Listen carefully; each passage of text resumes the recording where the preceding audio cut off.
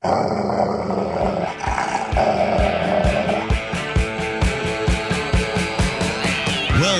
author, investment banker, consumer advocate, analyst, trader. Chris Markowski is the watchdog on Wall Street. You want answers? Exposing the lies and myths that the big brokerage firms, the mainstream press, and the government are pushing to keep Americans away from financial freedom. You can't handle the truth.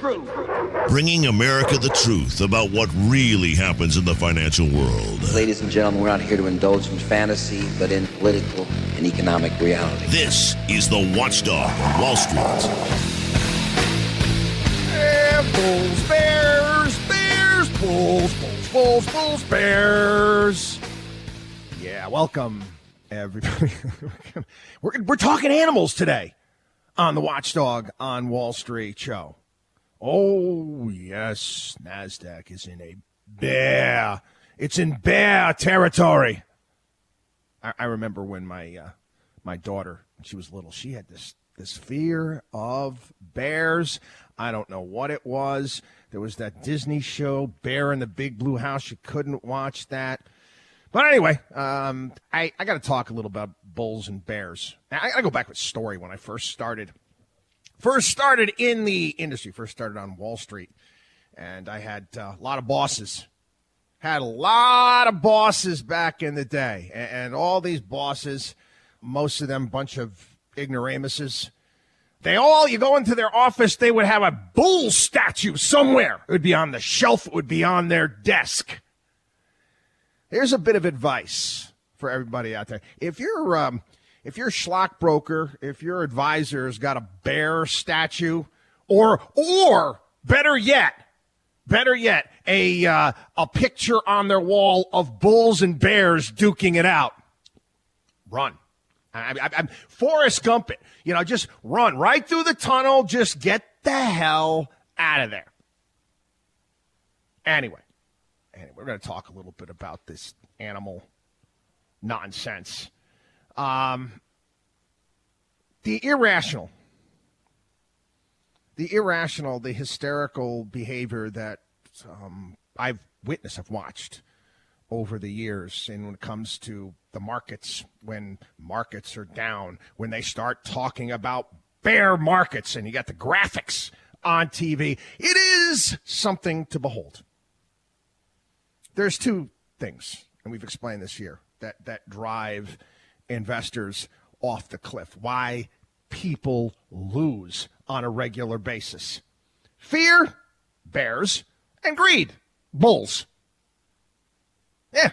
Fear of oh no, it's a market downturn. What are we going to do?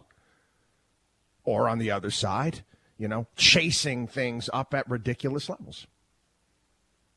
I was on Fox Business this past week. I was Mornings with Maria, and I do it from time to time. And we got to the point in the conversation was asking me what I'm doing with my clients. And again, they like on these programs, it would be Fox Business, CNBC. I don't even go on CNBC because they want you to give picks, and I won't do that.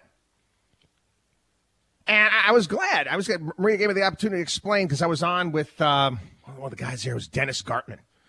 And this guy's been a pundit for years. And if you take a look at his track record, it's pretty much in line with the New York Jets. Not good.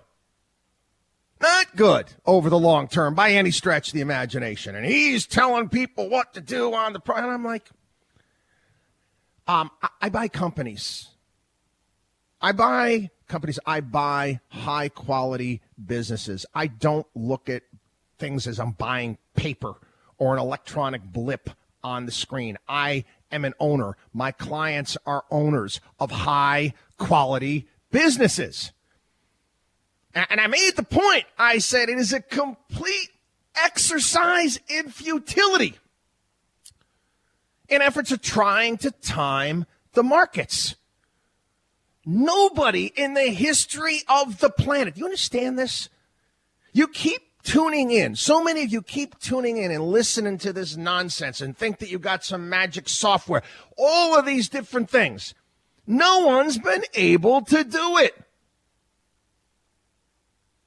I don't know if they. I don't think they do it anymore. At the end of the day, I don't usually have the business programs on in my office. You remember when? Maybe they still do. It's CNBC. The ends of the trading day with the some reporters saying it's 4 p.m. Do you know where your money is? It's kind of like radio stations too. Yeah, at times I get called and some salesperson from a radio station. Would you like to sponsor the market wrap at 4 o'clock where we tell everybody what the Dow, the NASDAQ, and the S&P did? It's a wonderful opportunity. No, it's not. No, it's not. Most days, I don't know what the market has done at 4 o'clock. I'm not paying attention to that. You know, the old saying there, a stopwatch is accurate twice a day. Hey, again, makes sense when you take a look at all these ridiculous stock procrastinating. All these people on these programs. Hi, Bob Jones. He called it. He said that the market was due for a sell-off. He said it was due for a sell-off. He said it in December, and look what's happened. Hey, I bet you're feeling pretty good right now. And then you do a little bit of homework on Mr. Smarty Pants, and you take a look at his long-term track record, and you get the better picture, get the full picture. I told this story before about the guy called us up. Again, this is 15 plus years ago, wanting us to take over his firm, wanted to sell it to us. And again, he starts telling me the story. I'm like, we're out of here. We're out of here when the story is done. I can't deal with this nonsense. And how he was setting up a mutual fund back in the summer of 1987. And due to, government regulations, snail pace of the SEC and the NASDAQ at that NSDR at that point in time, he was unable to get his fund up and running until November. So all of the money that he raised for the fund was in cash. Now, we all know what happened in October 1987. Now, the funniest thing about it was the fact that he was basically put out as some sort of conquering hero, some really smart money manager, because his mutual fund was entirely in cash due to during the crash of 1987. It was complete luck, blind luck. That's it. Again, people, at some point in time, you've got to get off the hamster wheel, okay? You got to get off the hamster wheel. You could quit your job tomorrow. Okay, you could quit your job tomorrow and you could spend hours and hours and hours studying the markets and doing your homework and spending all this great money on software, all this stuff. And you're still not going to be able to tell what the market is going to do. Market chasers, people try to time the markets. It's no different than going to a casino. Eventually, you will lose. Eventually, you're going to lose everything. Now, when it comes to all the volatility that we're seeing right now, did you understand that if you own high-quality companies, you own businesses, fundamentally sound, great management, we went over this last week on the program at great length, you'll be fine. You'll be fine. I have all of these charts and whatnot that I've put together, various different calamities, panics, issues, invasions, wars, going back 100 years. Most of them, people have forgotten. Oh, yeah, I forgot about that. Stocks are going to make fantastic. High-quality companies will make fantastic investments over the next 5, 10, 15, 20, 30 years. But you know what? You got to get through tomorrow. What people do, it's human nature, is when things are not going well in the overall market. Look at my portfolio, look at my statement, down from last month. You extrapolate that into the future. People fret furiously. Oh, my God, look at I'm down. Rather than paying attention to where they came from originally. Again, the market, well, not the markets do, okay? They're not always efficient, but they're going to reflect the growth of the world's leading companies. That's just the reality. That is the reality of the situation over time. You know, I talk about preparation, what we do, our personal CFO program, which everybody is invited to become a part. It's basically a family office for you, and it's open to everyone. And we talk about how your life's goals. You're gonna have goals. You're gonna set goals. Like you always want to overcome obstacles. I think this is a part of human nature, quite frankly. In order for people to be happy, you have to overcome obstacles and achieve goals. But you know what? Those goals might change over time. But if you are putting and you're preparing your assets to go out there and meet those goals, guess what? You are going to be successful. Successful investors have their portfolios managed in the service of what they want in life, instead of trying to beat the market. Listen, you can take a look at the returns that we've shown our clients over the years. You don't see us touting that. You don't see us touting. And again, we don't run a hedge fund here. We don't run mutual funds or ETFs. Everybody's portfolio, everyone's situation is unique and different. We're always trying to get the highest level return. Of course we are. And obviously managing the risk as well. Outperformance is very desirable.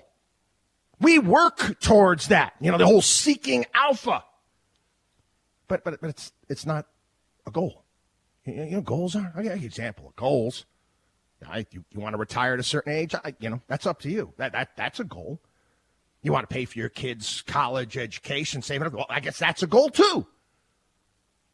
You want to leave a lasting legacy. You want to put a wing on a hospital. That's a goal. Goal-oriented investing is about accumulating and growing one's assets to meet one's goals. The portfolio is always the servant of one's goals. A goal-oriented investor acts. A market-driven investor reacts. And again, outperforming the markets, if you're smart, you own high-quality companies, focus on the fundamentals, not a difficult thing to do over time. We're going to take a quick break right here. Again, I want to invite each and every one of you to become a part of what we do.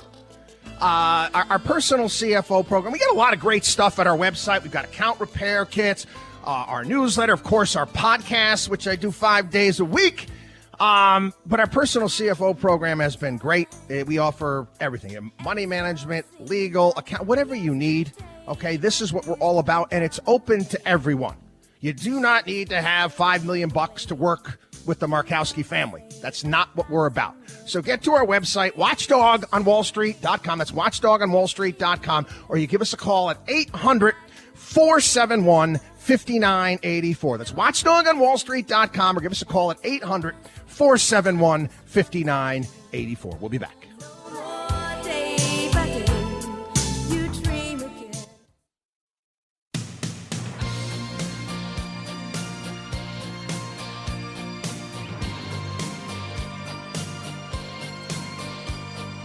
This is the Watchdog on Wall Street.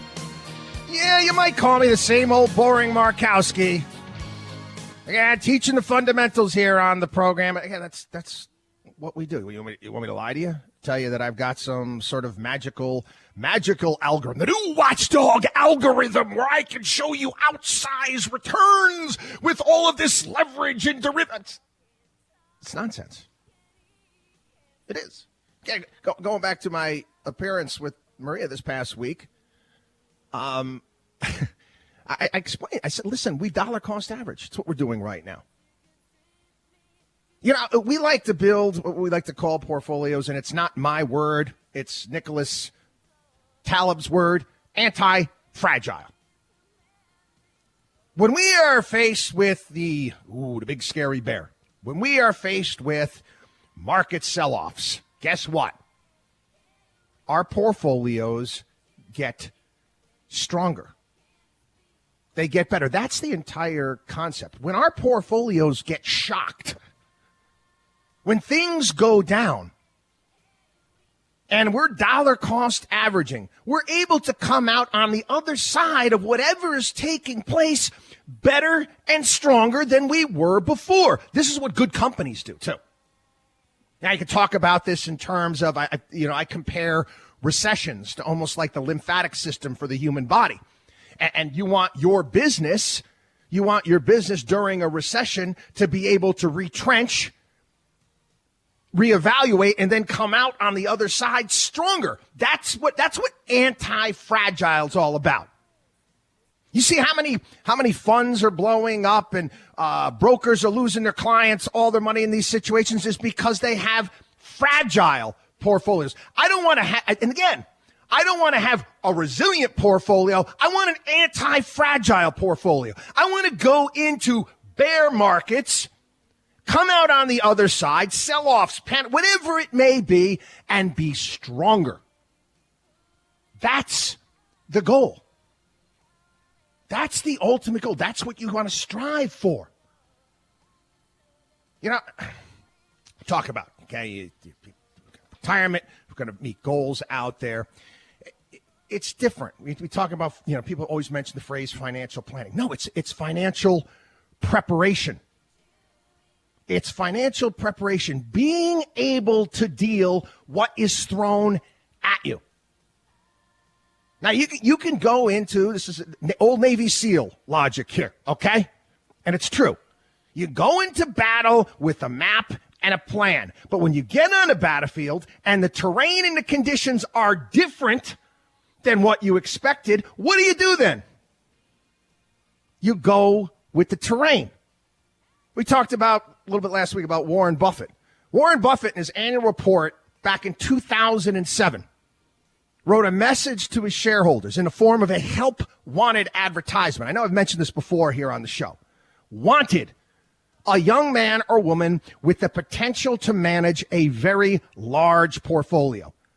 The ideal candidate must be someone genetically programmed to recognize and avoid serious risks, including those never before encountered. Other key requirements: independent thinking, emotional stability, and a key understanding of both human and institutional behavior. Expect the unexpected. When the markets sell off for no apparent reason or for a just reason, when you have international conflict like we're dealing with today. Either way, don't be surprised. And when things race through the roof on no news, you don't really be perplexed. Okay? Stuff happens sometimes, if you know what I mean. The investors that lose time and time again, and this is including all of the hedge funds that are losing everybody a ton of money at this point in time, that are not prepared. These people, they promise ridiculous outsized returns. The other idiots that you see on radio and television pitching magical trading software. Oh, you're making money, no matter what the market's doing. This is an arrogance that we see out there. But the fact is that they don't know what they don't know. In the field of psychology, there's actually a term for this. It's called the Dunning-Kruger effect. In essence, it's a cognitive bias in which people of low ability have this illusion of superiority. And they mistakenly assess their cognitive ability as greater than it is. This is what we're dealing with right now. And this is what you're faced with right now. Don't participate in any of this stuff. This is why you've got to get things done the right way. You financially prepare the right way. You own high-quality companies. You look to build a portfolio that gets stronger, more resilient. Not even resilient. I don't even like using that word. You want to be resilient, but you want to get stronger on the other side. Every single market calamity that we've dealt with over the past 3 decades, our portfolios came out on the other side bigger, stronger, faster. Watchdog on WallStreet.com. WatchdogOnWallStreet.com. Again, become part of the Watchdog on Wall Street family, our personal CFO program. A lot of great stuff there at our site. WatchdogOnWallStreet.com. We'll be back. You're listening to the Watchdog on Wall Street.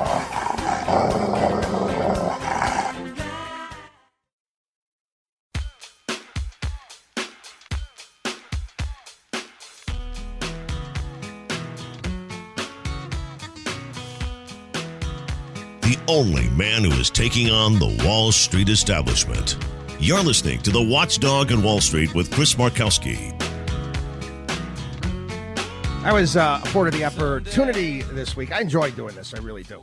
I have no problem. I get invited. I'm going to most certainly speak to kids. Was invited to a college class, business ethics class, and was asked a bunch of questions by the professor and the kids, chiming in and asking me a bunch of things, and I kind of explaining to them about my history and where I've come from. And again, there was a question in regards to paternalism and, how much government should be involved in the SEC and policing the markets. And I told them, I said, when I first started the radio show, I would yell and scream and get hot and bothered and angry because of all these ripoffs and scams and people losing all of their money on a regular basis. And I drifted away from that. I got away from that.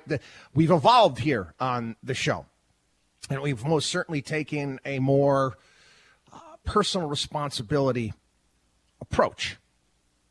And people need to be responsible, and they have to understand the importance of understanding that everything in life that has meaning, value, and worth involves work, time, and effort.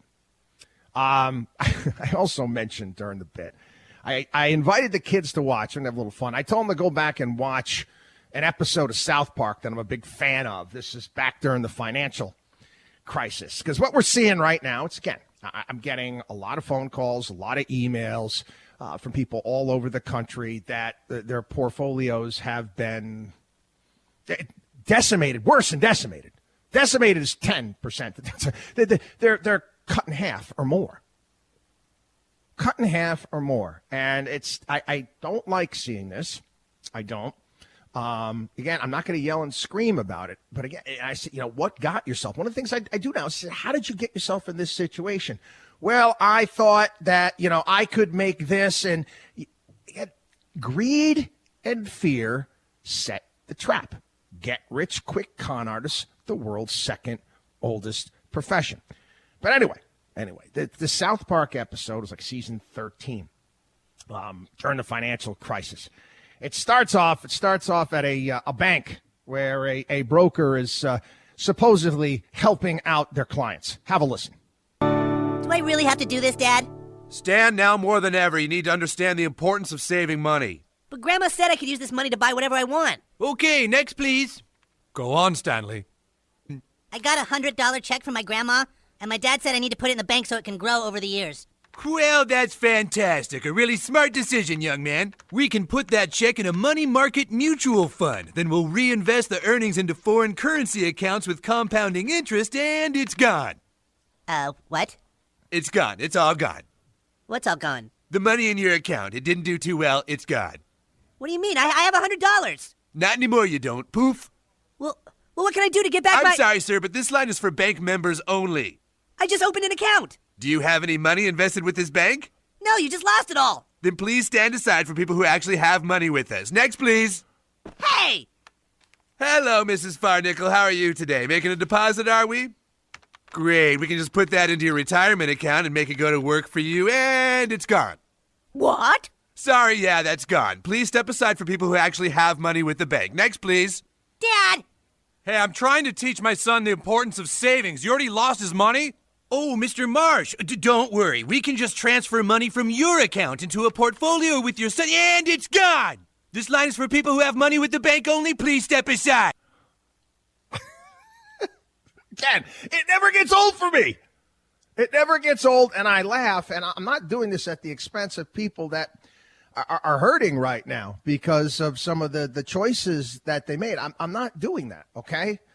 I'm trying to teach here. I'm trying to get through to people out here and understanding that there is a right way and a wrong way of doing things. And you have all sorts of fads and nonsense that come up over the past couple years. ESG investing. How's that worked out? Was it a great idea for you to sell all of your energy companies and say, their energy companies are evil? They're terrible. They're awful. You know, that's like saying the blood in your body is evil, terrible, and awful. It keeps you alive. But yeah, all of the people that divested from all of that and put it in all to this other nonsense, to me, it's just downright stupid. Why would you limit yourself? Why would you limit your portfolio? We got one ESG fund imploding after another one imploding. One woke manager after another woke manager showing awful returns. I mean, you want to do something with your money, go ahead and donate it, for crying out loud, somewhere. You're going to invest like this, it's downright moronic. We have a fiduciary responsibility to put our clients' interests always above our own and show him the highest level of return. A quick story if we go to the break. Again, another firm contacts us. I got to go. I meet with these people. And that's all they did. They just did nothing but ESG. I'm like, so you're going to limit yourself to only these things? Are you out of your mind? What am I going to do with this? I'm going to limit the returns for my clients? And you pitch this? And does it make you feel good that you've lost money with your investments when you could have grown that money and then donated it to whatever cause you wanted? Anyway, WatchdogOnWallStreet.com. WatchdogOnWallStreet.com. Again, personal CFO program, account repair kits, podcasts, all sorts of great stuff. WatchdogOnWallStreet.com, or give us a call, 800-471-5984.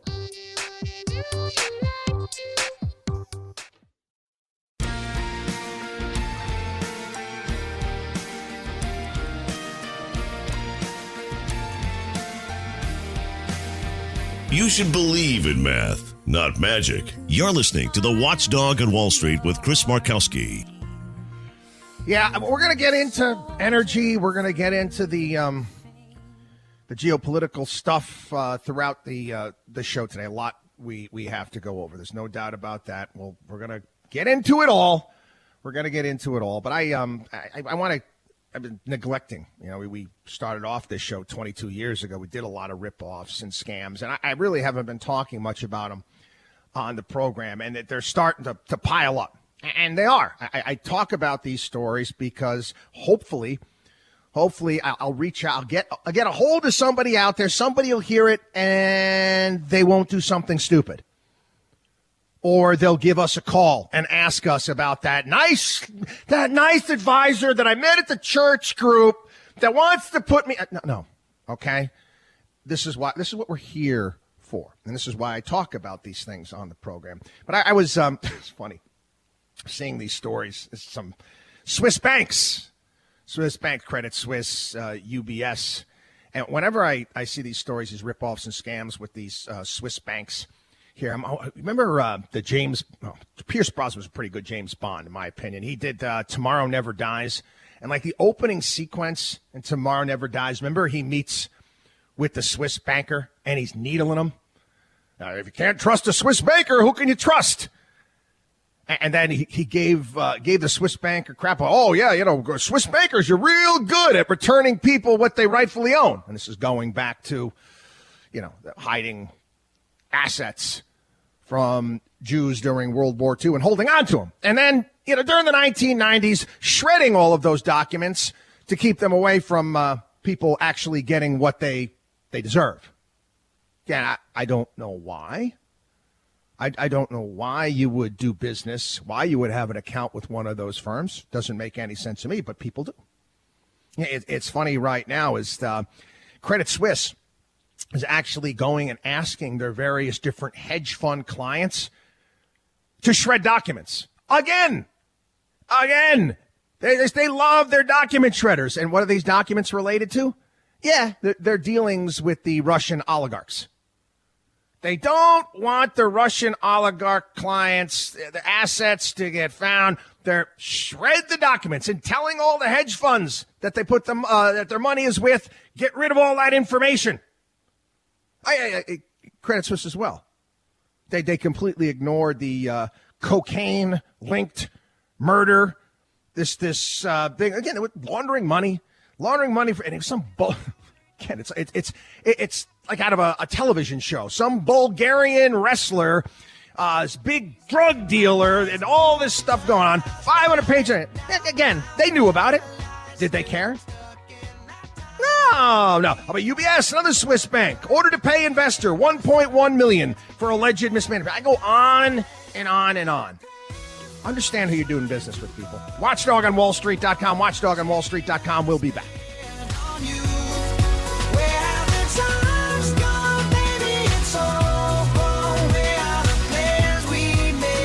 Chris Markowski is the Watchdog on Wall Street.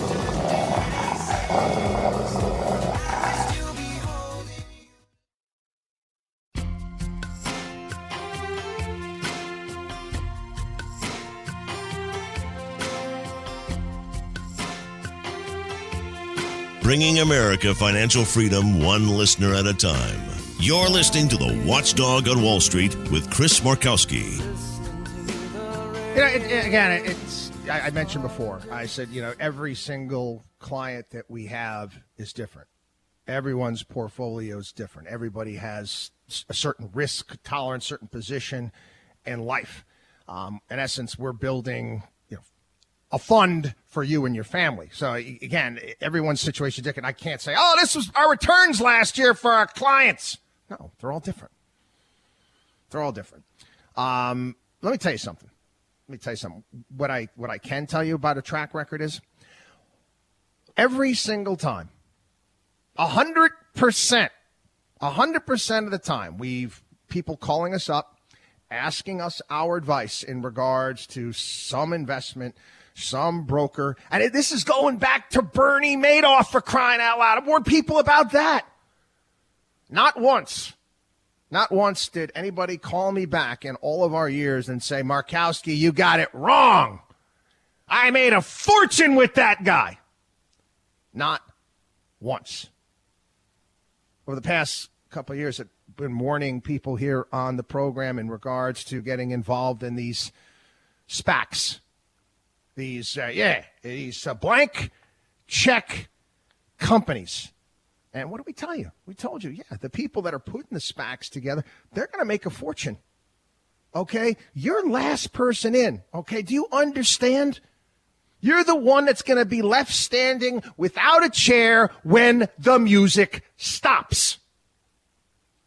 Yeah. And that's what's happened. You got all of these promises. All of these magical promises being made by all of these SPACs out there, and how's it working out for people? Again, I'm not here to say, see, I told you so, and you should. It's not what I'm trying to do here, okay? I'm trying to get you to see the light. I'm trying to get you to understand how the world works so it doesn't happen to you again. I remember when we first started Markowski Investments, and when we first started Markowski Investments, we were targeting various different people, lots of people from all over the country that were whacked by the Wolf on Wall Street firms out there, the penny stock firms out there. And tell me, listen, we got an account repair program. We're going to, show you how to make your money back. Many of them, they didn't want to. They wanted to do the same thing. They wanted to continue to invest in all these crazy things or double down on lousy investments and lousy ideas, thinking that they were going to get their money back. I mean, it's a simple concept. You're down 50% on your portfolio, and you don't own high-quality companies, and it's not a market-driven event. It's a quality, it's a fundamental event. Do you think you're going to see that 100% and make your money back? No. Don't do that. Actually got a couple questions in regards to this. Of course, did you see Wall Street's trying to benefit? They're trying to trade. The big firms are trying to trade, Russian bonds because they're going to see the return of Russia. They're going to make this oversized return. Yeah. Let me put all you people that are all upset about that. You know the story of the scorpion and the frog? You know the story? Yeah, it's a great story. Tony Soprano told it too in The Sopranos when his friend there, decided to get too far in gambling. Hey, Scorpion asks the frog, take me across the river there. And the frog's like, no way, you're going to kill me. The Scorpion's like, no, I said, if I were to do that, we're going to both drown. So the frog's like, okay, that makes sense. And the Scorpion gets on the frog's back. They're going across the water. What does a Scorpion do? Stings a frog. And as they're going in and they're drowning, why would you do that? The Scorpion's like, that's my nature. That's what I am. I'm a Scorpion. That's what Wall Street firms do. And it reminded me, because I got a bunch of questions in regards to this. Back in 1996, I'm on a trading floor in Manhattan, and I was in the spring. And it was going across the wires at a point in time. It was an awful story. Everybody remembers there was an airline crash. ValueJet went down in the Everglades, and I think everyone was killed. As that news was crossing, you had guys, that instantly were shorting the stock, doing this, making moves. And I've always thought about that over the years. And it was another one of those things that kind of growing up in the industry. I said, I can't do that. This is not for me. This area of the business, I can't operate like that, but they can. Again, a scorpion is going to do what a scorpion is going to do. Anyway, I saw this story, and again, this is back in the day, I'd yell and scream about this, but now I'm like, come on, man. An Ohio man, it's amazing, pleaded guilty to securities fraud after admitting he used a popular Twitter account to pump and dump penny stocks. The Twitter alias, I'm not making this up. His Twitter alias was Alex DeLarge. You know what that's from? Clockwork Orange. That evil guy from the Clockwork Orange. And he encouraged its 70,000 followers to invest in certain penny stocks, over-the-counter shares. And when they did, and they listened to him, he sold his. Now, I'm saying to myself, okay, I see this story, and I'm like, it's terrible. I don't like it to see it when people lose money. But you're listening to advice from a guy whose Twitter handle is Alex. You're getting financial advice from a Twitter account. I mean, come on, man. People, you've got to be smarter than that. And again, I got a stack of stories that are identical to this. Why? Greed or fear set the trap. Everything in life that has meaning, value, and worth involves work, time, and effort. Stop looking for bloody shortcuts. Watchdog on WallStreet.com. Watchdog on WallStreet.com. We'll be back.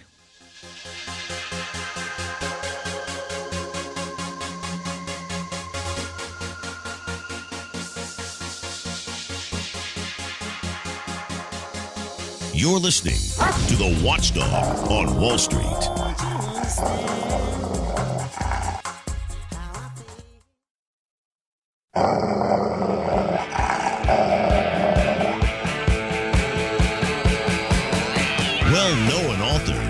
investment banker, consumer advocate, analyst, trader. Chris Markowski is the watchdog on Wall Street. You want answers? Exposing the lies and myths that the big brokerage firms, the mainstream press, and the government are pushing to keep Americans away from financial freedom. You can't handle the truth. Bringing America the truth about what really happens in the financial world. Ladies and gentlemen, we're not here to indulge in fantasy, but in political and economic reality. This is the Watchdog on Wall Street. Welcome, everybody. Welcome back to the Watchdog on Wall Street show. I was watching a really great panel discussion, and I'm going to get further into it later on in the program. We're going to get to some of the geopolitical stuff a little bit later on in the program. And there was a point that was made. One of the panelists was Susan Eisenhower, who's a granddaughter of Dwight Eisenhower. And she mentioned, she says, I get invited to come on programs, television all the time. And she's like, the things that they want to talk about can't be discussed in 2 minutes. You can't figure this out in 2 minutes. You know, that whole concept of give me your elevator pitch. There's so many things in the world right now that are very highly important, highly complex, that you can't finish in a few-minute segment on Fox, CNN, CNBC, whatever it may be. You need to do your homework. You need to look into these things. And we're going to delve into right now, again, a topic that is, it's ticking a large swath of the country off. Not everybody. There's a lot of people that they love what's going on when it comes to oil prices. They love it. In fact, they're high-fiving one another. They love it. This was the original plan, if you will, and I know I've mentioned this before. I'm going to mention it again. Stephen Chu, Barack Obama's energy secretary, he comes in and he said, yeah, it'd be great if American gasoline prices at the pump were the same price as they were in Europe. And Europe's much more expensive. I think they're paying the equivalent right now in Europe of about $8-9 a gallon. Obviously, it's liters there. You do the math. It's about $8-9 a gallon. They love the fact that this is going certain people, certain powers that be, because it pushes an agenda. I got to go over some of the things that have been said here. First and foremost, at some point in time, you have to call these people out with their stupidity, and the media just doesn't do it. You had White House, again, National Economic Council Director. He did several appearances and press conferences. This guy's name's Brian Dees. And he argued, and he actually stated this, that no amount of domestic production could reduce global prices. The only way to fix prices would be shifting to cleaner sources of energy. So you basically have, and this is, call it what it is. This guy is an economic council director, and he doesn't understand supply and demand. He obviously doesn't. So, again, it's one of those things. Either he is an absolute idiot or a liar. And again, if I was in the press pool, this is why I would never be in the press pool, because they never allowed me. I said, are you either really stupid or are you a liar? Because there's no in between here. It's one or the other. All of the other crap that we're seeing, you're seeing right now is a lot of posturing out there, a lot of tough talk, we got Biden is there's no more purchases of Russian energy. Yeah, press conference. Yeah, we're really sticking it to them. No, we're not. First and foremost, in case you're not aware of this, that order doesn't take effect for 45 days. That's right. All existing contracts we're going to make good on for 45 days. Not to mention the fact, do you think it's going to be difficult for Russia to sell that oil and gas to somebody else at a discount? No, they will. China will buy it. You've done Nothing. You got your picture in the paper. Joe did a press conference, but you didn't do anything. Again, I'm taking shots at this administration, and rightfully so. Biden, as far as his foreign policy expertise is concerned, this guy's a moron. He called Vladimir Putin a killer. He went after the Saudi Arabian regime as well. And now he's calling up Saudi Arabia. He's calling up the UAE. And he's, you guys got to pump more oil. You got to pump more oil. They're not even taking his phone call. They've ghosted our president. Think about that. Then you get Elizabeth Warren, who's going back. Again, this is the greatest hits. Greatest hits for you liberal Democrats out there. Last evil oil companies. And we need to have a windfall profits tax. And again, let's go back to the 90s when gasoline went to $3 a gallon and there was a collective freak out here in this country. Congress said, we're demand all these oil executives to come to Washington, D.C., and we're going to wave our fingers at them. I remember Maxine Waters, the Freudian slip. We're going to socialize you oil companies. Even Bill O'Reilly, who's another economic ignoramus on his program. We need to have a windfall profits tax on these oil companies. Yeah, well, Elizabeth Warren's back at it again. Same thing. And again, some of the things I don't understand at, what point in time you people out there are going to wake up. I mean, these are the empty suits that we have in charge. And again, I'm not happy about this. You got Mayor Pete Buttigieg, telling everybody to go out and buy an electric car. Everybody has an electric car. It will solve all of our problems. First and foremost, let's be honest here. This electric car thing's been going on for what? 12 years?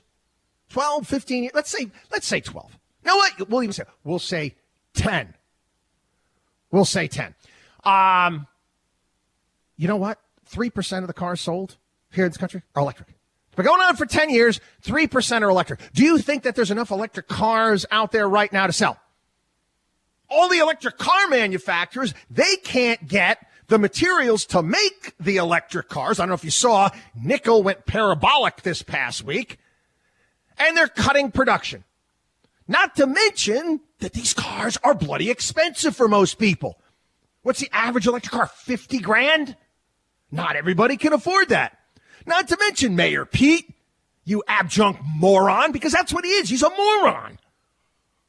Do you think that our electric grid, if you stole Thanos' Infinity Gauntlet from the Avengers and you snapped your fingers and everybody had an electric car, do you think our electric grid can handle it?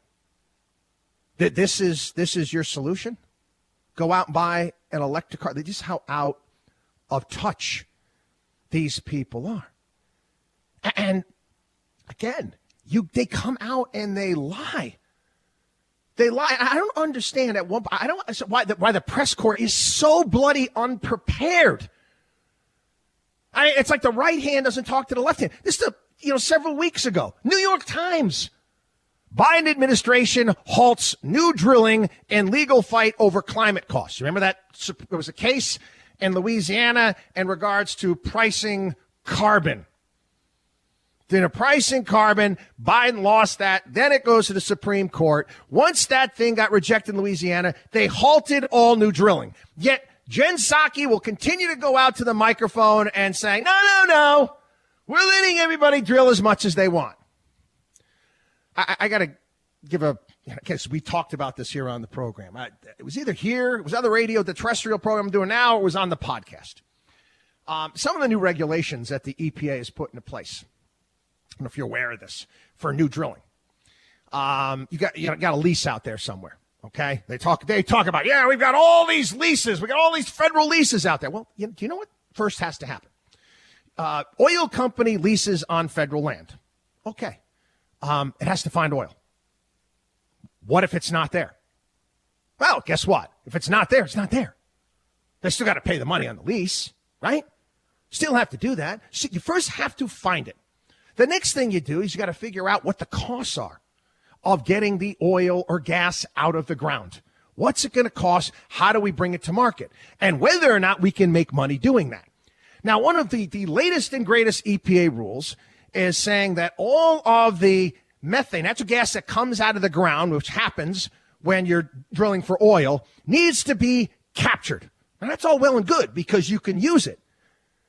But what if you're in some remote area where it's too costly to capture it? And they don't let you build pipelines here in this country. That is a cheaper way of moving that natural gas. Won't let you do that. The costs become too high. And even though that there's oil there, the regulatory costs make it too expensive to get it out of the ground. And again, I'll go back to the Biden administration. He's puffing his chest out there. He first became president because he knew he could do whatever the hell he wanted. That first couple years of the Obama presidency, he was like, I'm basically dictator right now. I'm going to do whatever the hell I want. Remember, he stated about the coal business that he was going to regulate them out of business. I am going to destroy your industry via regulations. Again, that's the power of the executive branch of government. You know, I'm gonna take a quick because I got so much more we're gonna talk about when it comes to energy. And also it's responding to a lot of your questions as well. People wondering why are we buying oil and gas from Russia in the first place? When I get back, I'll explain it to you. WatchdogOnWallStreet.com. WatchdogOnWallStreet.com. Again, become part of the Watchdog on Wall Street family. Our personal CFO program, our podcast, all sorts of great stuff there at our site. WatchdogOnWallStreet.com or give us a call, 800-471-5984. So much to see, so what's wrong with taking the back streets? You'll never know if you don't go. Jitterbug. Jitterbug. Jitterbug. Jitterbug. Taking Wall Street's liars, crooks, and cheats out behind the woodshed. You're listening to the Watchdog on Wall Street. So I want to be clear here. Okay, I want to be clear here. I have no problem with electric vehicles. I think they're pretty neat, in fact. I think they're pretty neat. I remember when the Chevy Volt was first announced. It looked like something out of a space-age movie. Well, what came out most certainly wasn't the case, but we did the math, and we said it's stupid to buy this car. It is moronic to buy this car based upon the price and the type of car that you're getting, and we were right.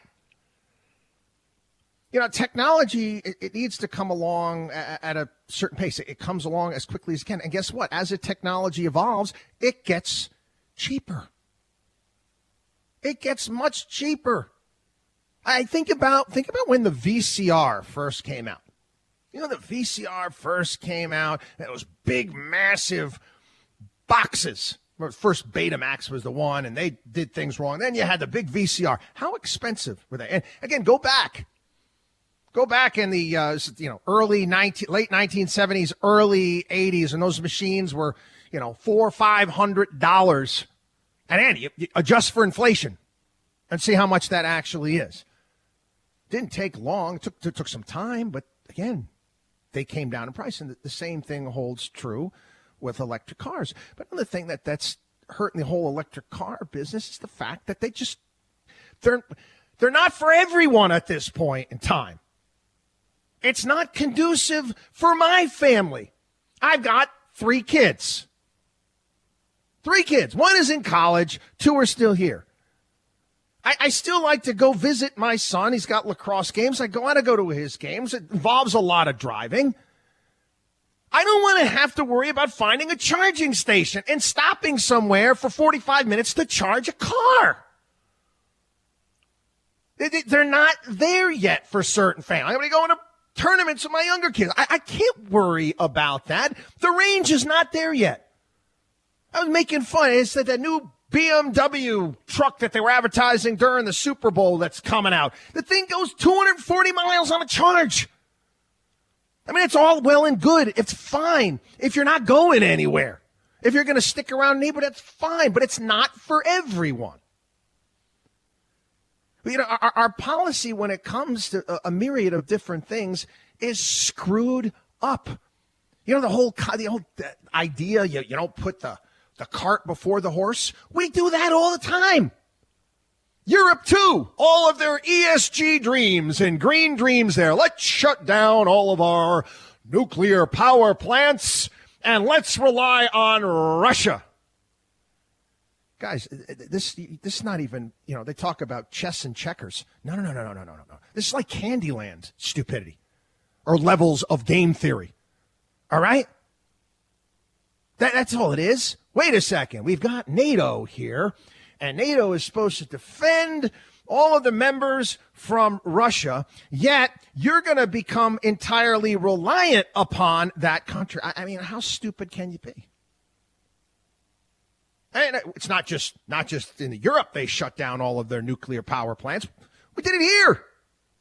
Andrew Cuomo, shut down the Indian Point nuclear power plant here in New York that, again, provided New York City with 25% of its electricity.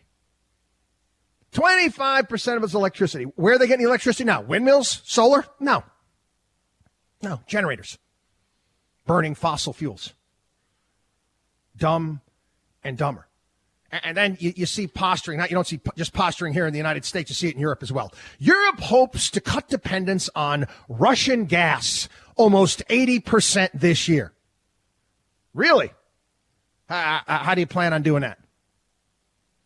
How? Can you show me your work here?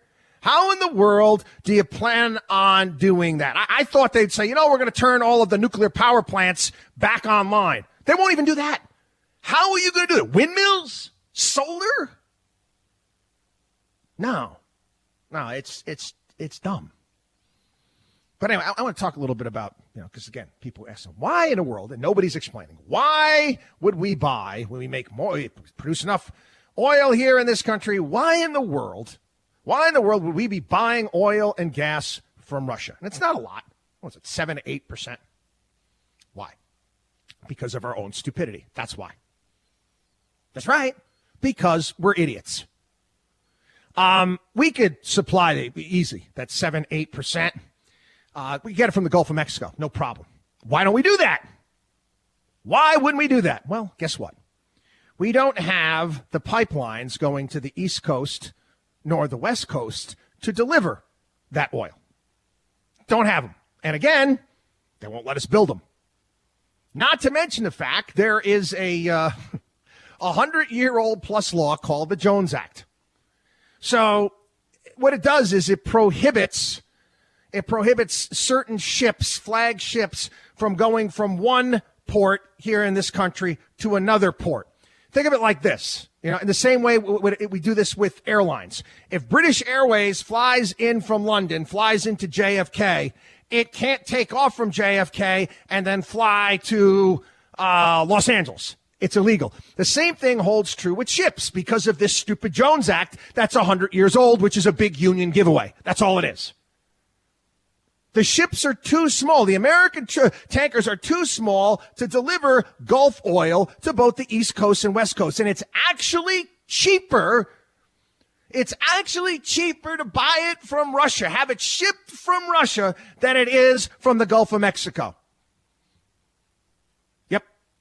Yep, the old stupid is as stupid does. So again, that's why we were buying oil and gas from Russia.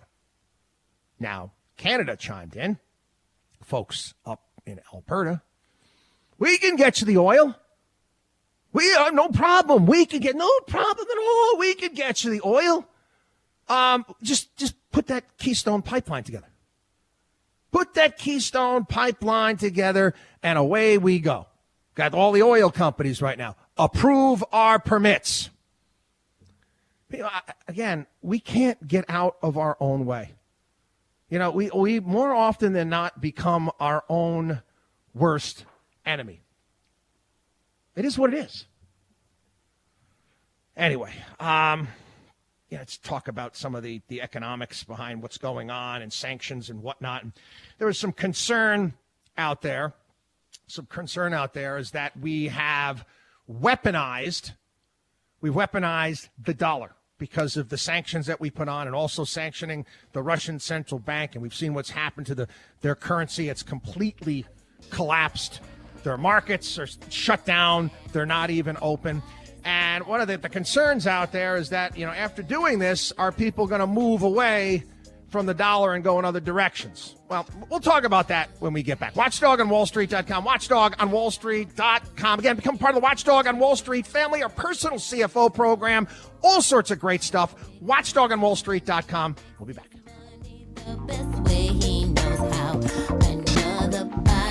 Chris Markowski is the Watchdog on Wall Street.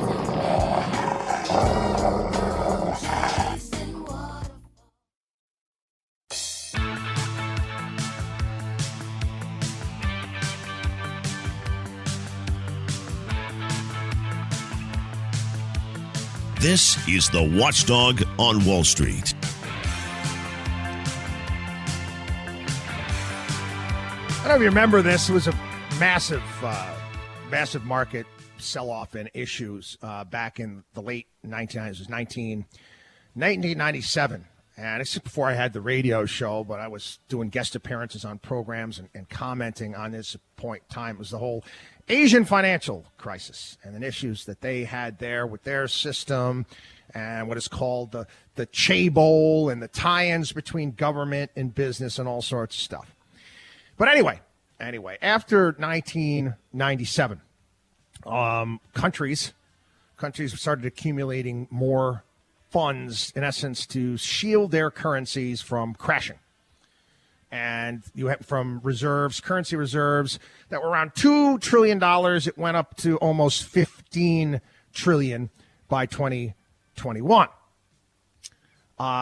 Again, what's happening right now?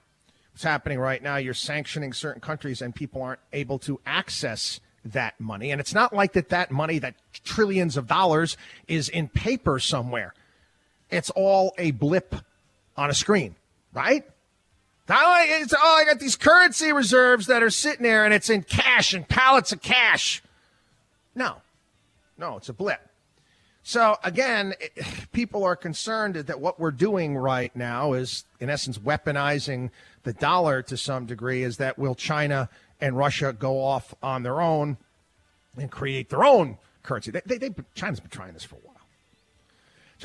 a while. And the world is it's not going to go along with it. It's not the reserve currency. It's just not. It's an authoritarian country. If you think anybody's going to get on board with something like that, it's ridiculous. So I find that unfounded. It's interesting is that our enemy there in South America there, that we've been sanctioning forever in 10 days, Venezuela.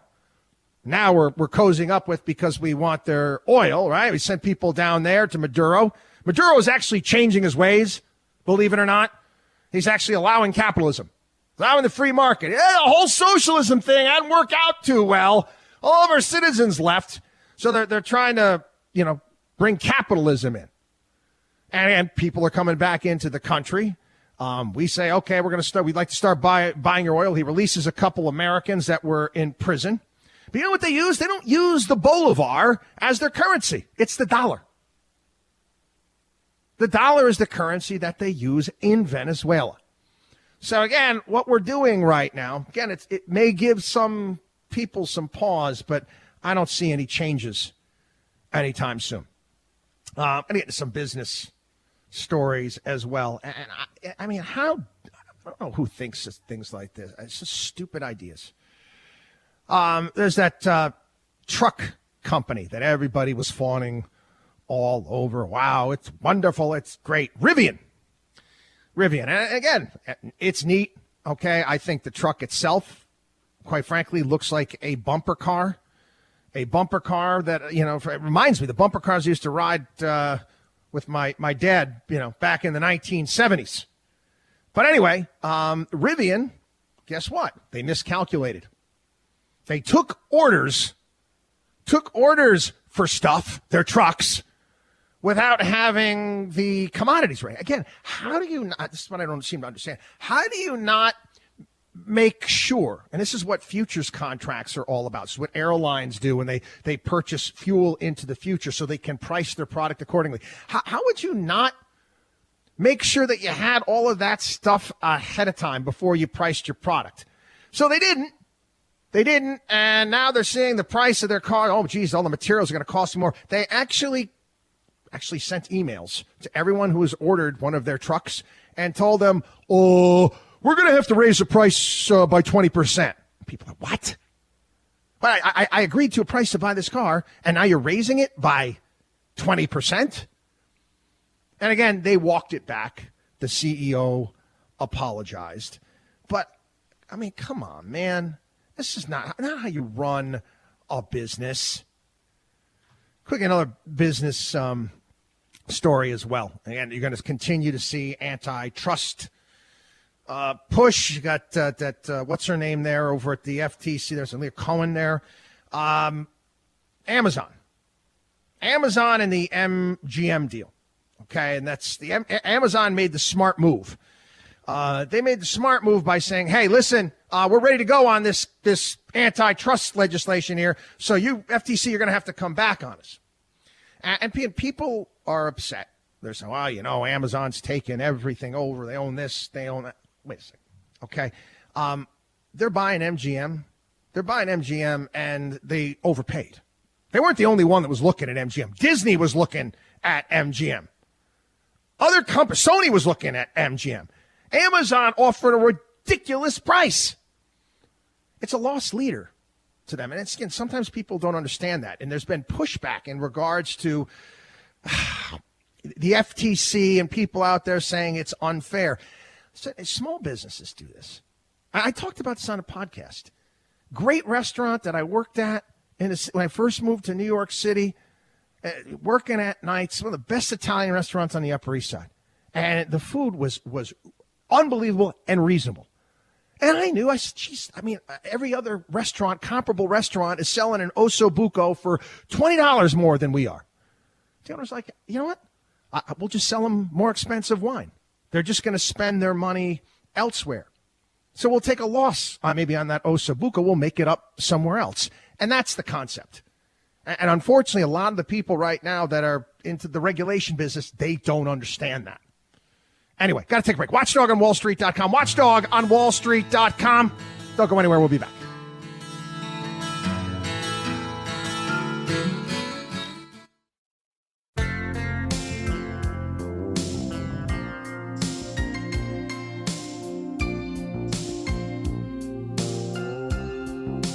The only man who is taking on the Wall Street establishment. You're listening to the Watchdog on Wall Street with Chris Markowski. Our topic, I mentioned Rivian electric vehicles. Elon Musk making the news this past week. And people got upset with him. They got upset with him because, in my opinion, he did the right thing. Elon Musk, he turned on his Starlink internet service, and he has refused to censor Russian media. People are, you got to shut down. It's propaganda. You got to shut down that Russian media. And he came, I said, I'm not going to do that.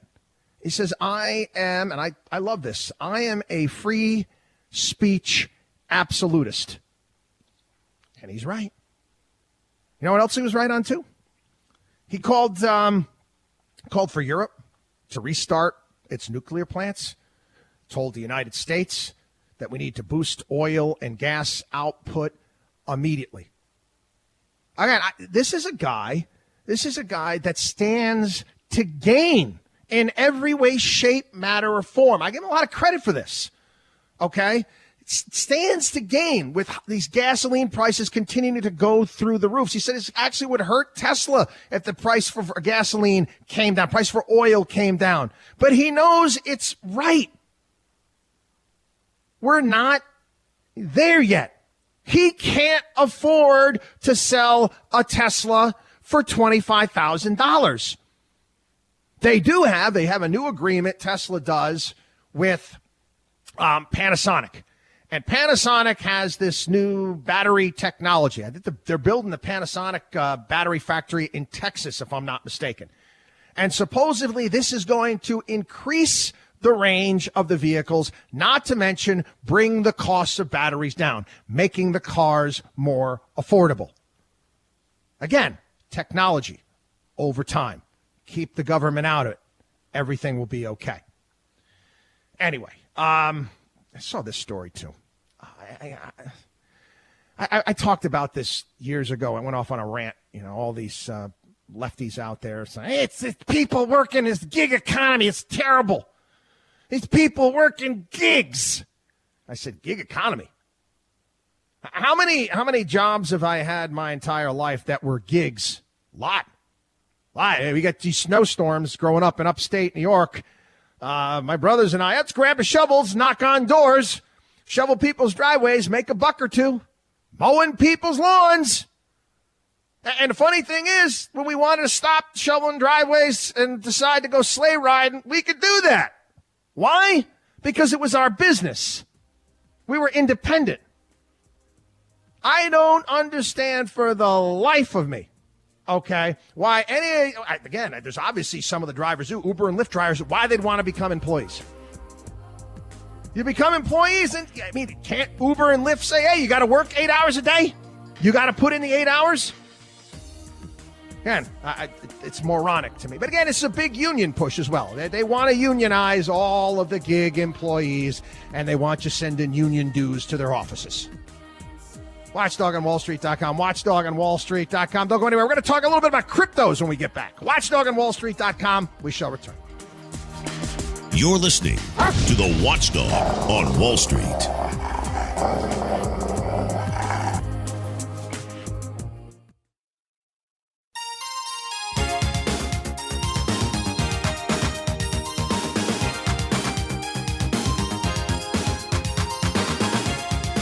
You should believe in math, not magic. You're listening to the Watchdog on Wall Street with Chris Markowski. Anyway, so Biden administration chiming in this week when it comes to cryptocurrencies. And again, I don't like calling them currencies. They're not a currency. Call it something else. Call it a trinket. Call it a crypto trinket. Call it a crypto trinket. Call it a crypto token for all I care, but it's not a currency. No real business can actually accept cryptos and survive. You can't have a currency move. You can't have a currency move in the directions that cryptos do over such a short period of time, and it just can't. It's not sustainable. If you're a company and you have a profit margin of 5%, and you're accepting cryptocurrencies, and that cryptocurrency that you accepted last night was down 10%, guess what? You just lost money on everything that you sold. They can't move to that great of a degree. That being said, Biden administration comes out this week. Biden administration comes out this week, and what do? What do? We're going to start looking into this. And we're actually thinking about doing our own digital dollar. Again, we'll see. I tell you some crypto stuff here, and let's just be honest exactly what it's meant to criminals. There's a cost. There's a cost involved with laundering money. Anybody fans of the television show Ozark? And Marty Byrde and his family, they're laundering money for the drug cartels in the Ozarks. And I remember the scene in Scarface where they're bringing the cash into the Miami banks. And these banks that were accepting that money took a large chunk of that money because they were laundering it. There's a cost involved with that. Let's just say I know people.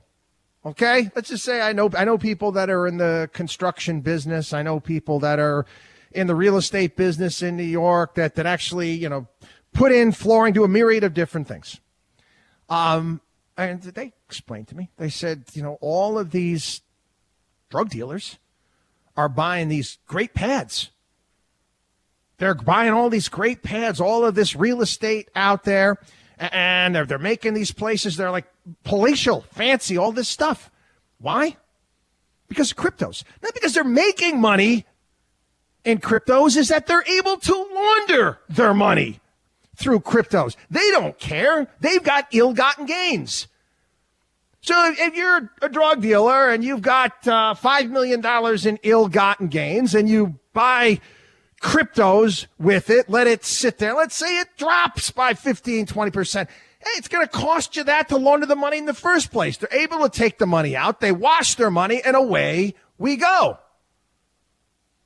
I guess I know you got people out there that think this is the greatest thing ever, but let's call it what it is. It is a phenomenal money laundering operation, and I have no idea how they're going to be able to crack down on it. I don't know. I mean, we had the story this past week. There was that exchange, BitConnect. The guy, $2.4 billion Ponzi scheme. Guy's gone missing. Gone. Can't find him. He's gone. And it was, not too long ago, one of my favorites there, Charlie Munger from Berkshire Hathaway, Warren Buffett's right-hand man. He compared cryptocurrencies to a venereal disease. Listen, people, I'm being honest with you. You want to play a little bit in it? I get it. Okay. The issue I have is you have these celebrities out there with LeBron James, Matt Damon, all pitching this stuff on air. Do you think LeBron James or Matt Damon have taken their portfolios and dumped it totally into cryptos? No. You want to speculate? Let's get this what speculation is all about. You want to speculate? Fine. But when you speculate, you go into a speculation like this, knowing full well that you can lose and lose it all. And I try to compare this to gambling. I don't gamble. Never have. Never had any interest in it. Don't get it. All these apps out there, I just, not my thing. Not my thing. But a gambler that does it for fun, for entertainment, it's an entertainment for them. My aunt used to like going to the casino. She would go with a certain amount of money, and that's it. Either she came home a winner or she came home a loser. But you limit what you're going to speculate with. In the same way, you're going to limit what you're going to gamble with. I hope that makes some sense. But anyway, talking about gambling. Yeah, and I had a laugh. You would think if you had, and a lot of these online, gambling companies, they have to pay a big vig in taxes to the states, and they're still making money. They're still making money hand over, except one. There is one online gambling company, business, whatever you want to call it, that is losing money. Guess who owns it? Yeah, Washington, D.C. The state owns it. No, rather than letting the private sector do it. No, again, government tries to get involved in stuff that they can't understand. How dumb can you be? How do you lose money if all you're doing is collecting of it? How is it possible? It is. Yeah, Washington, D.C. managed to lose millions on its own sports betting app. Yeah, and also went out of business, too, here in the state of New York. Went bankrupt was, again, state ran it. Off-track betting. The horse racing thing. How is it possible? Well, I give you government. This is why government, stay out of it. Got to take a break, everybody. But again, invite each and every one of you to become a part of our Watchdog on Wall Street family. Get to our website, watchdogonwallstreet.com. Sign up for our personal CFO program. All sorts of wonderful stuff at the site. Take advantage. Watchdogonwallstreet.com or give us a call, 800-471-5984.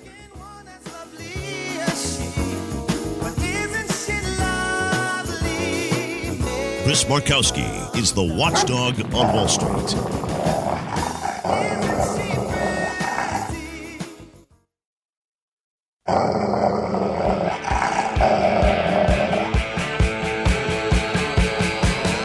Well-known author investment banker, consumer advocate, analyst, trader. Chris Markowski is the watchdog on Wall Street. You want answers? Exposing the lies and myths that the big brokerage firms, the mainstream press, and the government are pushing to keep Americans away from financial freedom. You can't handle the truth. Bringing America the truth about what really happens in the financial world. Ladies and gentlemen, we're not here to indulge in fantasy, but in political and economic reality. This is the Watchdog on Wall Street. All right, we're going to get into a very difficult topic here on the Watchdog on Wall Street show. We do spend a great deal of time talking about foreign policy here on the program.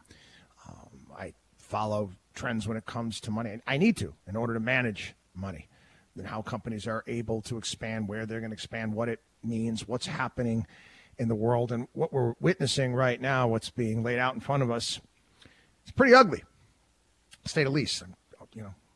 I'm most certainly understating it. You see attacks on maternity, hospitals, possibility of mass graves, the amount of people that are being killed, and it's awful. It's awful. But my job, what we do is, again, we offer perspective. And I remember back in the day when Fox declared that they were fair and balanced. No. We are fair and balanced. Some of the things that we're going to talk about are not going to be, they're not going to be easy for people to hear. They're not.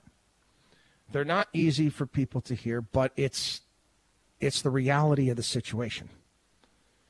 I'm concerned. I'm concerned with all of this tough guy talk. Tough guys, got a lot of tough guys out there, a lot of tough guy talk out there. Gotta get tough when it comes to Russia. I think it was Joe Lieberman, a piece in the Wall Street Journal. It was on Thursday. Another new tough guy. Yeah, we gotta enforce a no-fly zone. We gotta show Putin we're tough. Other people, Sean Hannity, radio show. Yeah, let's bomb that convoy, bomb those Russian tanks, and blame somebody else for it. Say the Chinese did it. Just one ridiculous thing after another. People, have you forgotten that Russia has thousands of nuclear weapons? Have you forgotten about that? This is not us going into some third world country. They have thousands of nuclear weapons. It was also interesting as well. I did a ton of homework on it. Spent countless hours over the past several weeks looking into this and consulting with people. Technology professor, MIT, made the point this past week. I was listening to him. Our early warning system, as far as nukes are concerned, is phenomenal. We can detect any launch anywhere in the entire planet. Russia's not so much. And he brought up the point, and this is kind of chilling to some degree. Brought up the point that about 20 years ago, and obviously our relations were much better with Russia at that point in time, the Russians thought we launched against them. But the military at that point in time said, no, this can't be the case. And they talked their way through the entire thing, and nothing bad happened. That's the situation we're dealing with right now. Get people out there. We're not tough. We're showing weakness by not allowing Poland to give us their MiGs, and then we give them to the Ukraine. Now, I'm sorry. Okay, that's not weakness. That's intelligence. Turn the temperature down. I know it's hard to see. It's hard to watch on TV what's happening. And you can get angry about the entire situation. And again, I actually mentioned this when I was on Fox Business this past week. I hate cancel culture, but that cancel culture most certainly is hitting Russia right now. It's a different kind of cancel culture. It's people just saying, no, we're not going to do business there at this point in time, and it's hurting the people there. So you want to expand? You want to expand the Soviet Union? You want the Soviet Union back? Well, then you know what? You're going to get a Soviet economy. See how that works out for you. With that being said, people, and again, it's disconcerting, but it happens all the time. It's like all of social media. All of these people have gone from COVID experts all of a sudden to Ukrainian experts overnight. Overnight, we got everyone's gone from being a COVID expert on social media to being an expert on Russia and Ukrainian affairs. And I would bet, I mentioned this last week, I said, I bet 95% of them couldn't find Ukraine on a map. You know, this has been laid out over the past couple of decades. This is where we get to the point where there's certain things I'm talking about. They're not easy to hear. There are plenty, and you got to go back and do your homework, plenty of historians, plenty of people here have warned us again and again and again. Stop poking the bear. Stop poking the bear. Stop expanding NATO. Stop pushing to expand NATO. And again, this just history, people. Russia swallowed 2 major NATO expansions. They allowed them to, and they were ticked off about it because we promised them that wasn't going to happen. And I mentioned this last week on the show. You go back, 2008, George W. Bush. Oh, we're going to expand NATO into Georgia and the Ukraine. What did Russia do? They invaded Georgia. Not going to happen. We've had one misstep after another misstep. And there's, John Mearsheimer is a professor of political science, University of Chicago. He's got a speech that he gave, was it 2014, if I'm not mistaken? 2014, it's gone a bit viral. I'm glad to see it. I'm glad to see that we're going to have a more well-informed people out there. But it's not enough. 17 million watched it. And him explaining and saying, hey, listen, we're leading Ukraine down the primrose path to failure here, to destruction. And we have. I mean, he was actually on. There was a great panel that I watched this past week. It was Mearsheimer, ex-CIA station chief in Russia, Ray McGovern, and basically laying out, why and how Ukraine is going to get wrecked. And not the only one. This past week on the podcast, Robert Service, a leading historian on Russia. He's written books on Stalin. He's written books on Lenin. He's written books on Trotsky. But he's saying, we can't do this. Actually, I grabbed this. I found this past week. Henry Kissinger. Henry Kissinger, back in 2014, wrote a piece about the Ukraine. This was taking place where we facilitated a coup. We did it. We spent $5 billion. It was all on tape. There was, I don't know if, again, most people don't even remember this because they weren't thinking about it at that point in time in 2014. We don't pay attention to a lot of these geopolitical events. Ukraine, where the hell's Ukraine? They got a conversation. It got leaked on YouTube before the coup happened with Newland, who was Assistant Secretary of State, basically saying, we're facilitating this coup. We have spent $20 billion trying to facilitate a coup in Russia. But again, in this Henry Kissinger piece, I talked about, the history between Russia and the Ukraine. I mentioned last week on the program. The state of Russia, the Russian people, was actually founded in the Ukraine.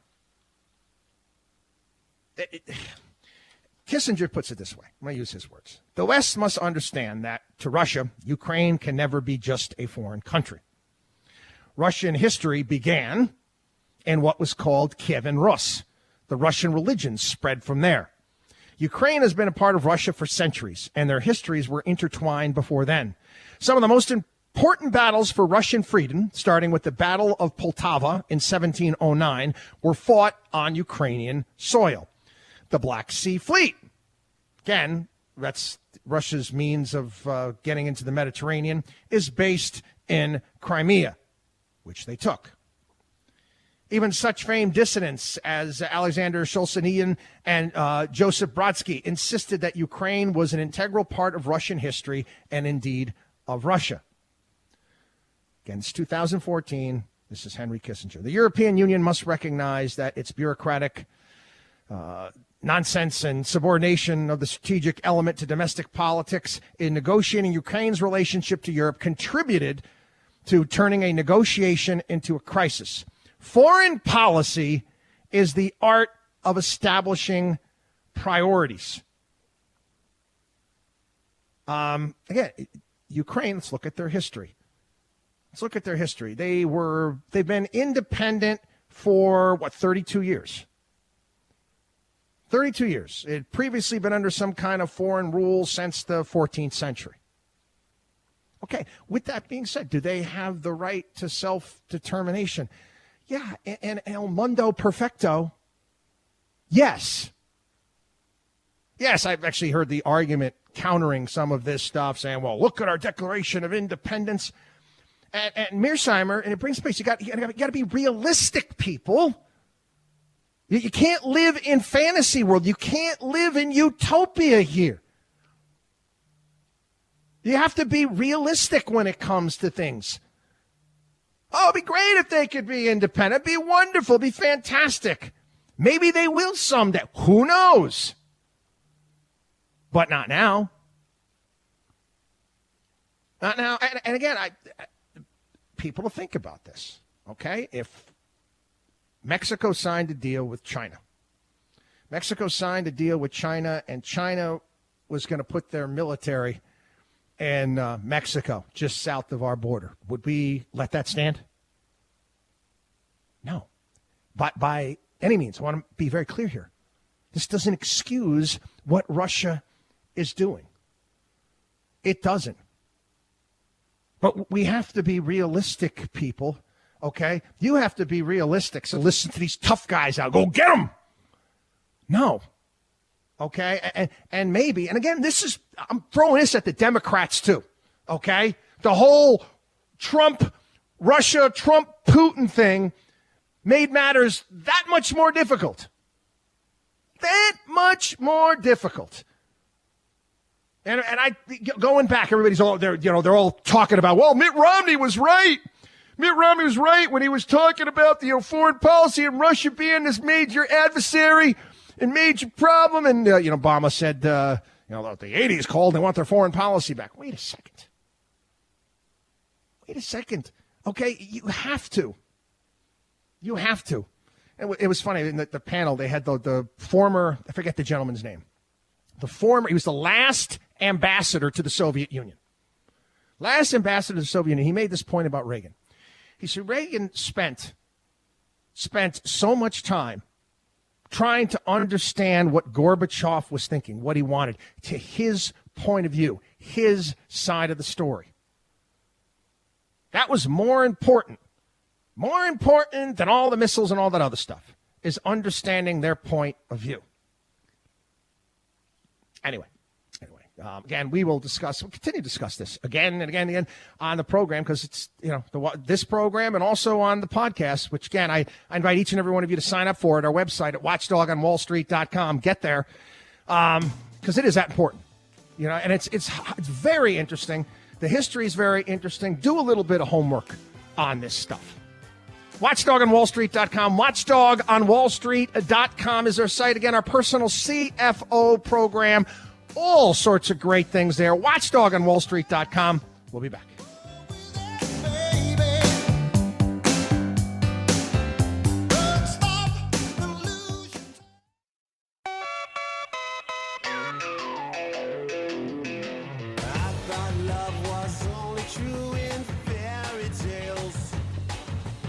bringing America financial freedom one listener at a time. You're listening to the Watchdog on Wall Street with Chris Markowski. I want to talk about China and China's role.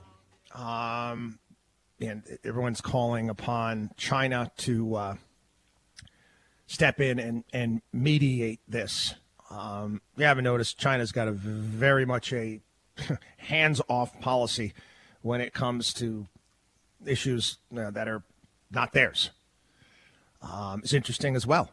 You get two of the most populous nations in the world. You got China and India. They didn't, basically not coming and signing off on this in the Security Council and condemning what's taken place. China, Russia, kind of embraced one another.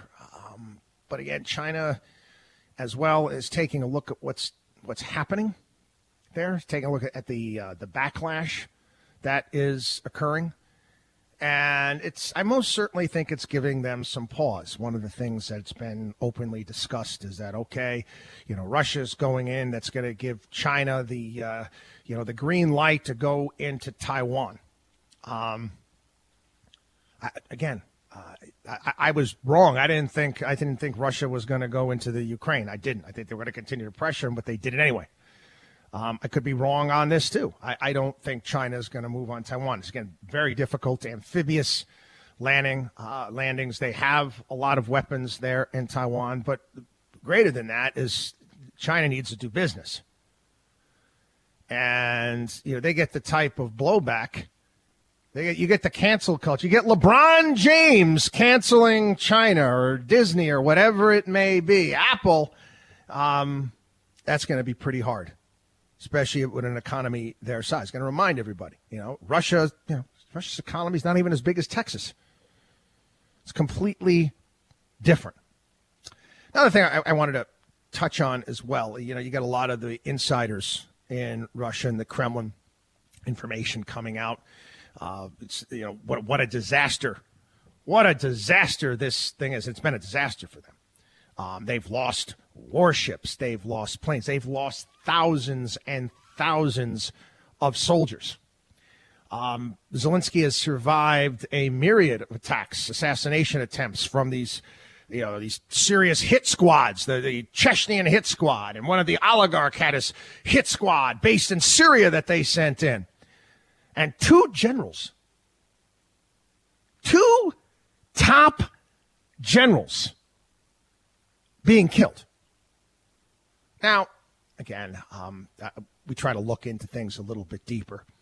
It would lend me to believe that somebody is leaking inside the intelligence services, inside the Kremlin, getting this information to the Ukrainians. Somebody's leaking this information. You're going to take out two generals? So, yeah, it's again, I am praying like we all should at this point in time, praying for this to end as quickly as possible. As quickly as possible, because the Ukraine is going to be flattened. If this thing drags on and on and on, it is going to get ugly. Oh, it's ugly already. It's going to get much worse. We're talking Grozny. We're talking Fallujah. It's going to get wrecked. And again, at this point, I didn't understand it prior to the invasion. Why couldn't you just come out and say, we will not become a member of NATO? That's it. Not going to happen. Why couldn't you?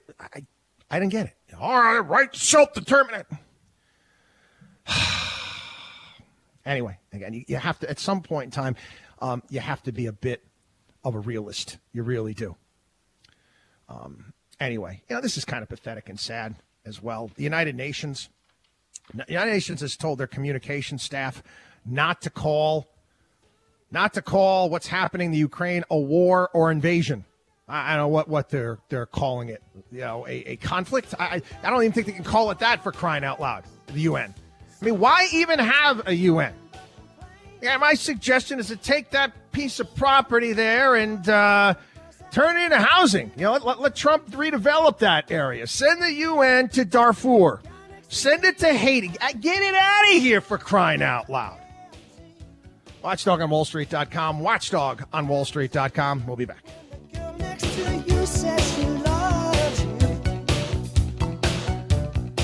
You're listening to the Watchdog on Wall Street.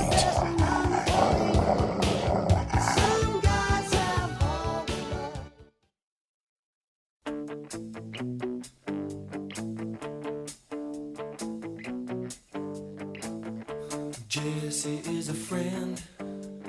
Taking Wall Street's liars, crooks, and cheats out behind the woodshed. You're listening to the Watchdog on Wall Street. Welcome back, everybody. It is the Watchdog on Wall Street show. I meaning to do this. There's only so many hours in the day. I'd like to get, at some point in time, put up on our website on a daily basis my reading materials, what I've read, what I'm reading, what papers I'm looking into, various different articles. Also, various different panels that you can watch and conversations on YouTube. And I should probably at some point in time do that. I got to find an easy way of facilitating that. Again, there's only so many hours in the day. But I was, thinking about that, and we were talking about the panel. I was watching the discussion they were having, and you had Susan Eisenhower.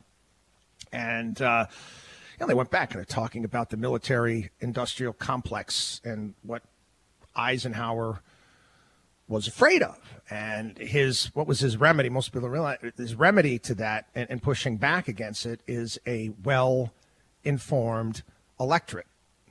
And let's be honest, that's something we do not have.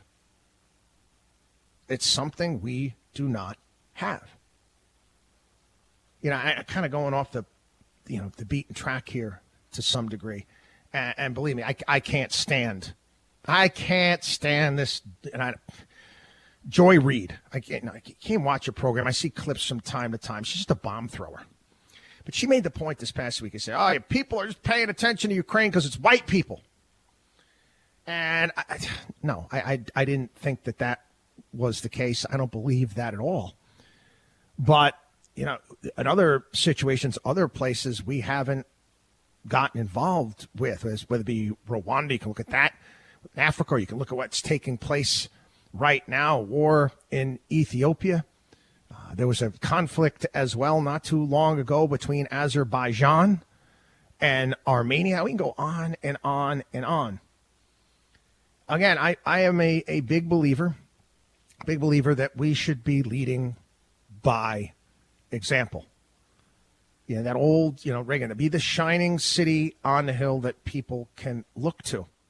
You start getting involved in the affairs of other countries, which we have done time and time and time and time again post-World War II. And it just doesn't work. You just build resentment.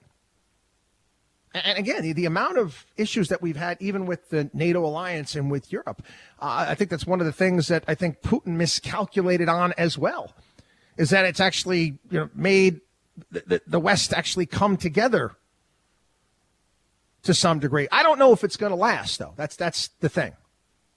I don't know if it's going to last because business is business. Let's say, God willing, this ends sooner rather than later. Do I think that all of these Western companies are going to be back in Russia? Sure. I've never been, when it comes to sanctions, they don't work. They don't work. How long have we been sanctioning Cuba? How long have we been sanctioning Iran? How long have we been sanctioning Venezuela? Now we're going to be loosening restrictions on Venezuela. Again, stay out of it. Stay out of it. Be a better example. But anyway, I started off talking about, military-industrial complex. It's like clockwork. One editorial after another editorial after another editorial talking about how we need to spend more money on our military. We're not spending enough on our military. We need to spend more. We're not spending enough in regards to GDP. I think the highest level, I think on a regular basis, was during Vietnam, if I'm not mistaken. I mean, how much, people? At what point in time? Again, we know what we spend in comparison to everybody else. It's not even close. Our two biggest, what we consider our two biggest adversaries. You want to say that in the world? Russia and China. Combine their military. They don't spend anywhere close to what we spend. But again, we need to be able to fight wars here. We need to be able to fight wars there. Why? Why do we feel the need that we have to do all of this? Anyway, quickly, talk about inflation. I really want to talk. We've been talking about inflation here on the show, talking about the policy. CPI, close to 8%. Again, you're going to see, and you're going to see the idiot, useless pundits out there that don't know anything. Their job is to give the talking points from the left. You're going to see them out there. It's all Putin's fault. They're pulling that already. Hey, price of gasoline was skyrocketing. Inflation existed before Russia went into the Ukraine, but now it's almost like it's gotten Biden off the hook for his policies. It's almost got them off the hook for their ridiculous policies and all their spending. Oh, let inflation pay more. No. That's Putin's fault. Blame Putin. Probably throw Trump in there as well. It's ridiculous. And again, you take a look at job openings here in the United States, 4.8 million job openings, more than unemployed workers. Holy shnikes. I can't even imagine. Can't even try to get my arms around that. 4.8 million more jobs available than unemployed workers. Anyway, watchdogonwallstreet.com. Watchdogonwallstreet.com. Don't go anywhere. We'll be back.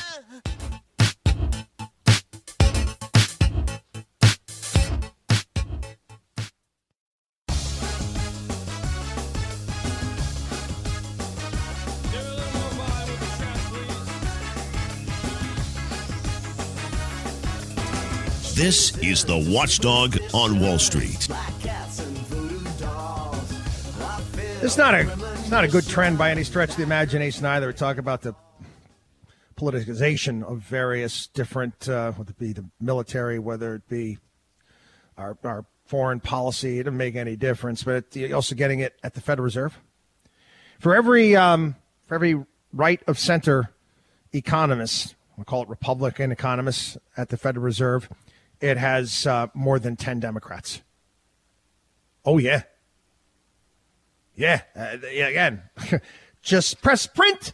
Just press print. This whole modern monetary theory crap. It needs to be pulled back in at some point in time. And again, you got the House passed the $1.5 trillion budget resolution. Oh, I know. They took the extra COVID money back. Joke. Yeah, we're still spending billions and billions of dollars on it. It's just ridiculous. But again, we still running deficits? Yep, we are.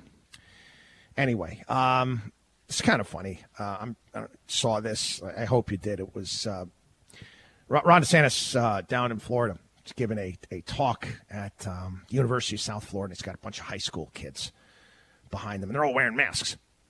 And he gets, he turns around to me and says, guys, you don't have to wear these things. You don't have to wear these things. It's just, he called it ridiculous theater. And of course, and the funniest thing was, you had the mom of one of the kids that took his mask off. My kid was bullied into taking his mask off. And she's there, and she's not wearing a mask. At what point in time are you mask people going to get over yourselves? Huh? At what point in time? It was Babylon Bee put out a meme or something like that. He said that all of you mask wearers out there can replace your mask with a T-shirt saying, I am a good person. Anyway, there's another see I told you so when it comes to the pandemic. Guess what? One of the most draconian lockdown countries out there, New Zealand. Australia was as well. Guess what?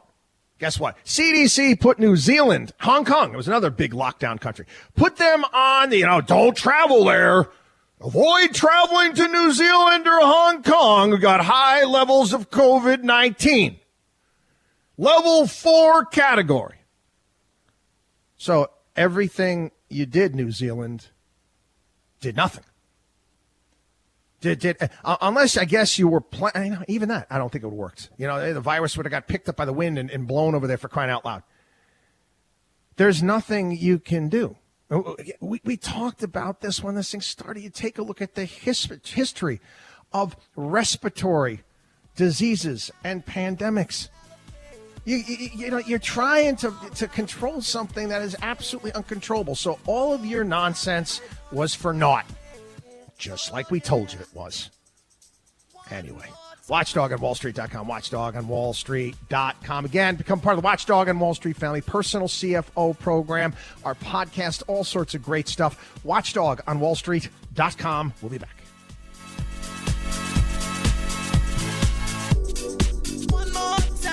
Chris Markowski is the Watchdog on Wall Street.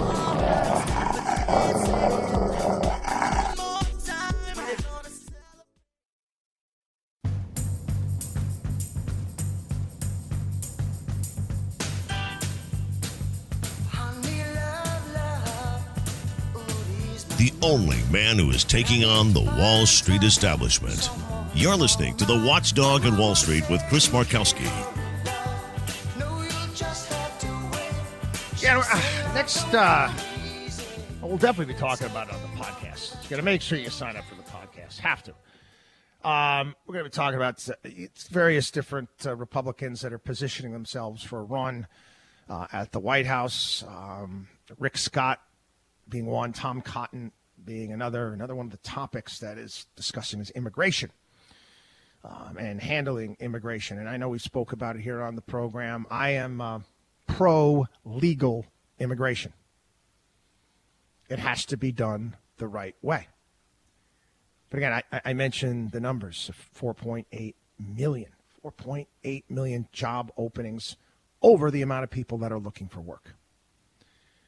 We need to fill those jobs some way, somehow. I would suggest, and I mentioned before in the program, people take a look at some of the plans put forward by some of the House Republicans in regards to this 15-year path to citizenship. That's not easy, where you have to pay fines. You have to do a myriad of different things. You can't accept any sort of government handouts or giveaways, or you're out. Can't commit any crimes. There's a lot of stuff that we could do. We have to, at some point in time, try to solve the problem, because we're not. What's taken place at the border is ridiculous. It's unacceptable. A lot of people have gotten into plenty of debates about this in regards to the border wall. And need to build the wall, and Trump and Mexico's going to build the wall. Well, it's interesting. The state of Texas bought up, I guess, the remaining parts of the wall that weren't put up, and they're putting it up themselves. But I did mention this on the podcast. It's worth mentioning again. The border wall, Trump's border wall, the steel wall, has been breached, at the time of this column, 3,272 times. And you take a look at it. How's that possible? Power tools from Home Depot. Maybe you picked them up at the Tijuana Home Depot. Simple power tools cut right through the wall. They push it back, and people sneak in. Again, people, it's if you're a bad guy, you are a bad guy. You are a human smuggler. You are a drug runner. Would you rather go get some power tools from Home Depot, cut a hole in the wall, get through, knowing that there's not going to be any guards there or border patrol there because they're patrolling the areas where there isn't any wall? Which way would you go? I'd have to imagine these drug cartel guys taking a look at us and saying, what the hell are they doing? And I always get, Israel's put a wall up, and look at that, it worked. And they militarize those things. If you're to put a wall up and you've got guard towers and the place is manned, take a look at the Great Wall of China, for crying out loud. Do you think that the Great Wall kept invaders out, simply the wall in of itself, or were there soldiers there? I mean, it's just plain as day, people. We have to come up with something a little bit better. We have to take the politics out of this and look to solve the problem. Anyway, I don't know if you saw this. And the politics, how it exists in this country, the graft that's involved. It's not even worth yelling about anymore. It really isn't. It's just you kind of expect it. You do. You just kind of expect the graft and just how crooked it is. Did you see this? Is the former Illinois House Speaker. Former Illinois House Speaker, this Michael Madigan. Take a look at this racket. 22-count indictment. 22-count indictment. Racketeering. All sorts of evil crap that this guy's doing. Again, he's 79 years old. Now, again, I hate to be the cynic. It's not so much being a cynic. It's just being realist, I guess. This guy's never going to see the inside of a jail. This thing is going to get pushed off and pushed down the road, and nothing is going to happen. And you take a look at all of his buddies, the connects there. And, I know people want to yell and scream about it, but you get the government you deserve, people. You keep voting for these people. What do you expect? You allow them. We allow them to steal by being idiots and not paying attention to who we're voting for. By signing up for a team. By expressing your fandom. I am a donkey fan. I am an elephant fan. And whatever the donkeys do, I'm going to support the donkeys. That's our problem. It's some clear thinkers. I mentioned Eisenhower a couple times here on the program. And you know that both Democrats and Republicans were courting Eisenhower to be their nominee for the presidency? And I mentioned it was just enlightening listening to, I'm going to buy her book. It's got a book about her grandfather. Talking about how, he would listen to Democrats and Republicans argue back and forth in the position they're making. He said it made him want to hide underneath his desk. Take cover underneath his desk. This is why we get this, people. This is why we get it. Need some better leadership, that's for sure. We need some people that are actually doing their homework, not looking just to get the folks going. Let's look to get everybody riled up. No, some clear thinking would be nice. Anyway, this is interesting as well. This has been a pet peeve of mine for years. Again, talking about having a well-informed electorate. I get in all sorts of trouble because I think we should make it much more difficult to vote. That's right. Much more difficult to vote. I actually wrote a column. I said, thank you for not voting. As it turns out, both the donkeys along with the elephants happen to agree. Poll was done that it is reasonable to show a photo ID when you go to vote. You don't say. Why? You mean actually prove who you are? Wow. How about that? You have to, in many places still, you got to show that you're vaccinated to get into a restaurant. It's so difficult to show who you are when you go to vote. Watchdog on wallstreet.com. God bless everybody. We'll see you.